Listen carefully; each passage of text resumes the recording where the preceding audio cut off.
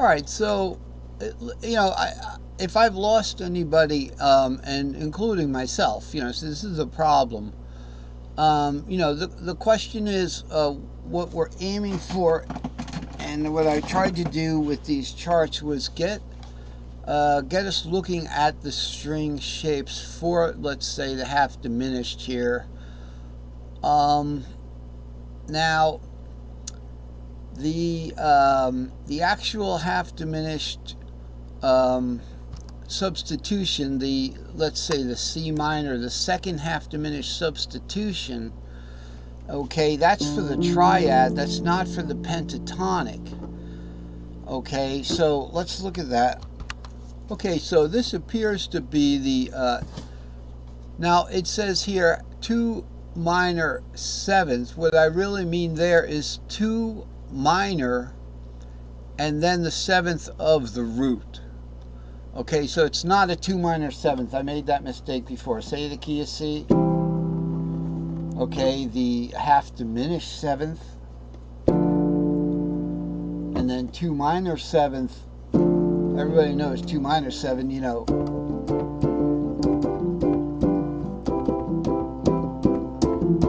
Okay, it's not that 2 minor seventh.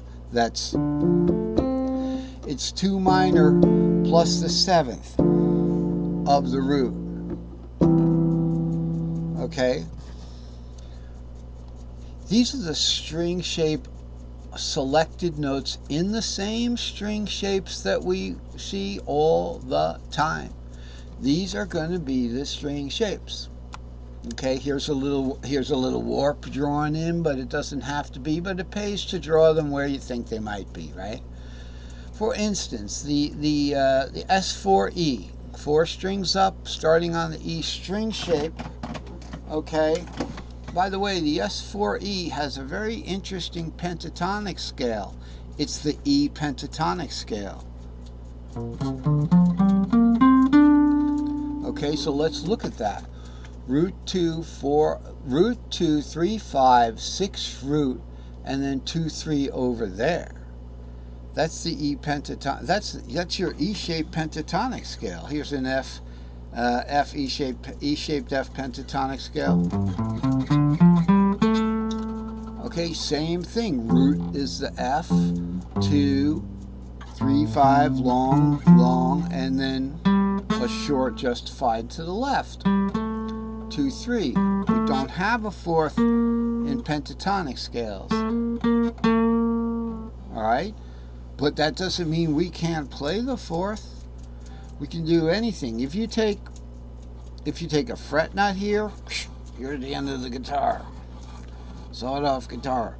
Or you take a capo, Mr. Capo, put him on here. Okay. Wow, that hurts. Or you just call that a dot. Hey, I'm just going to call that a dot there. Okay. Well, no matter what it is, if you just want to start from that note, you can play the fourth. You just start with, what are you going to start with? Doing the long patterns right here. Okay. Now, where's our fourth pattern here? We didn't draw it in. Oh, shame on me. I didn't draw my fourth pattern in here. Okay, because I think this is just the half diminished, yeah.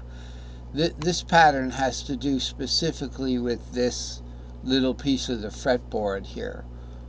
Okay, so let's look at it over here, and we have our fourth pattern here.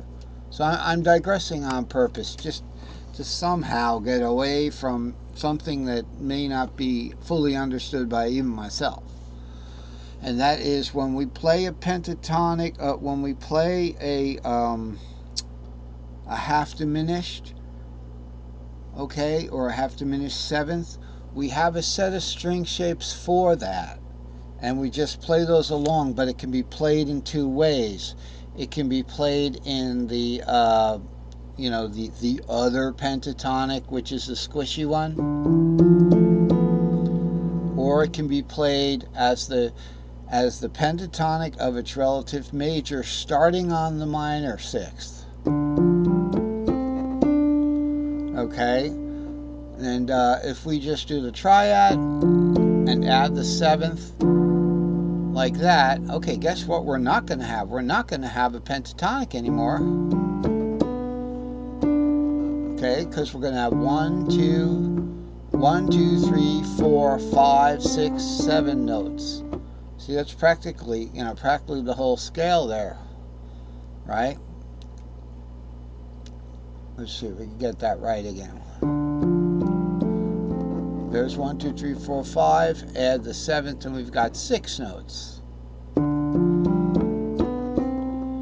Okay, so we're not going to use the relative major substitution, but you can do that when people talk about an A minor pentatonic. They're basically talking about a C pentatonic starting from the A minor, because here's your C pentatonic, and here's A minor.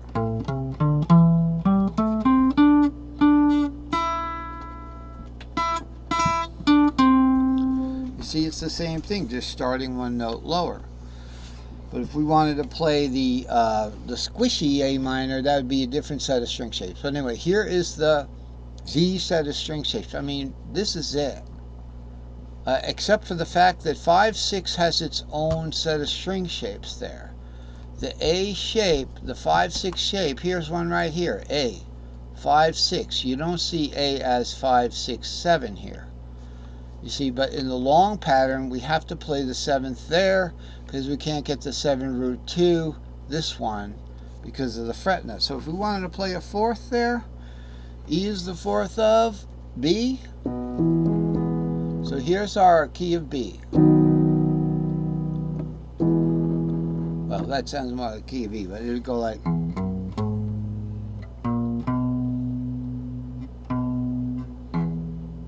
All right, we've got all of the modes right here.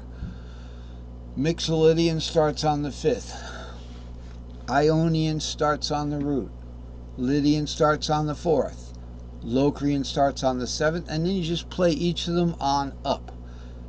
Phrygian starts on the 3rd. Aeolian starts on the 6th. And Dorian starts on the 2nd. I think we got them all. 1, 2, 3, 4, 5, 6, 7. See that? That is the total. I mean, you may have seen this pattern before. And by the way, this stuff can go on top of it. Okay, this stuff can go back on top of it like this. I have to get on myself for not straightening these things out once I put them up here. I'm like, oh, didn't make it totally straight. Shame, shame. Something like that, and of course, whoa, the other one goes on top of that one. Okay, sorry about that. We lost our little diagram, but the patterns stack on top, and then you adjust for the tuning mark depending on where you're starting. You'll not hear this in any other place but here. Somebody might tell you play this pattern.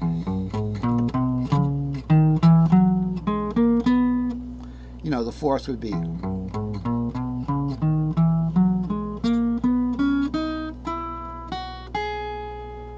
Okay.